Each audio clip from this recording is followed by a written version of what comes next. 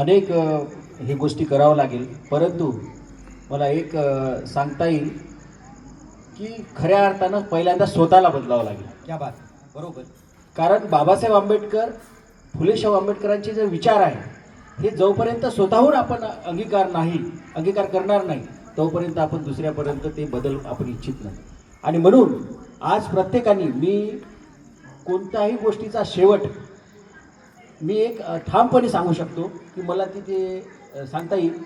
माझा विश्वास आहे तो की या जगातली जर कोणतीही समस्या जर निर्माण झाली तर त्या समस्येचं उत्तर जगात कुठंही पाहायची गरज नाही, ती फक्त त्याचं उत्तर सापडू शकते ते महात्मा ज्योतिबा फुले, शाहू महाराज आणि बाबासाहेब आंबेडकर यांच्याच विचारातून सापडू शकते. आणि कोणतंही उत्तर ते 100% सापडते. अगदी बरोबर. आणि मी जी एक ठामपणे असं सांगतो की ज्या वेळेस मी विद्यार्थ्यासमोर जातो तर निश्चितच यांच्या विचारातूनच खऱ्या अर्थानं विद्यार्थी पुढे निर्माण व्हावा आणि पुढे तो वारसा निर्माण व्हावा असं मी म्हणतो. कारण मी पण परिवर्तनाची विचारसरणी अनुसरतो आणि म्हणून प्रत्येक गोष्टीचा शेवट हा मी बाबासाहेब आंबेडकर असेल, शाहू महाराज असेल किंवा महात्मा ज्योतिबा फुले असेल यांच्या विचारातच नेऊन ठेवत असतो.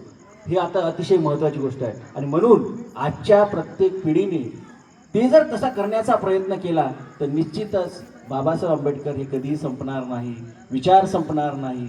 आणि आजची जी पिढी आहे, आज आपल्याला म्हणतो की जी पिढी आज आपल्याला दोन पद्धतीच्या दिसून राहिली की मागे आलेली दिसते.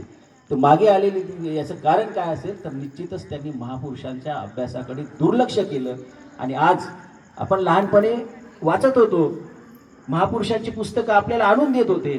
बाबासाहेबांचा विचार पाहिला असेल तर आपण लक्षात घ्यायचं आहे की पुस्तकातून घडत असताना बाबासाहेबांना सुद्धा पुस्तकं हे त्यांच्या वडिलांनी काय काय केलं आणि पुस्तकं त्यांना मिळवून दिली आणि त्या पुस्तकातून ज्ञान मिळवलं. आज पुस्तकापासून दूर जाताना आपल्याला दिसते आहे.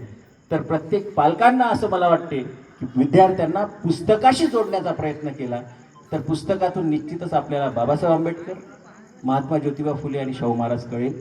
हे सुद्धा अतिशय महत्त्वाची गोष्ट आहे. आज पुस्तकाची जागा मोबाईलने घेतली. मॅडमनी बोलता बोलता म्हटलं AIचं जे शिक्षण प्रणाली आली 100% ही AIची प्रणाली, मी असं म्हणत नाही परिवर्तन करणे आवश्यक आहे, अनित्यवाद बुद्धाने, बरोबर आहे, अनित्यवाद आहे तो मी मानतो. पण निश्चितच आज ती गरज आहे का ही अतिशय महत्त्वाची गोष्ट आहे. आणि म्हणून प्रत्येकाने जर निश्चितच आपल्याला असं म्हणता येईल की मी एका आपल्या या ओळीतून आपल्याला सांगता येईल की मी माझ्याजवळ एक कवितेच्या 4 ओळी आहेत. त्या ओळी आपल्याला सरळ सरळ लक्षात घेता येईल की आपल्याला जर जे बाग फुलवली बाबासाहेबांनी, की बाग फुलवली, ज्या काही बाग फुलवल्या या साग आणि चंदनाच्या, ज्या बाग फुलवल्या आज आपल्याला दिसते आहे ह्या साग आणि चंदनाच्या आहे. ते सुगंधी मौल्यवान जर खऱ्या अर्थानं काय असेल तर ती मूल्यवान हे होतं, ते होतं भारतीय संविधान.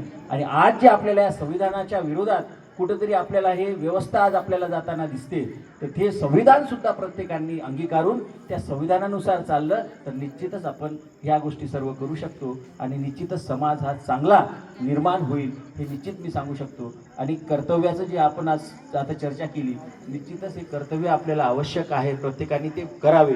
प्रकल्पाच्या माध्यमातून म्हणा, समाजामध्ये जाऊन म्हणा, प्रत्येकाने ते शिकून घेतले पाहिजे, समजून घेतले पाहिजे.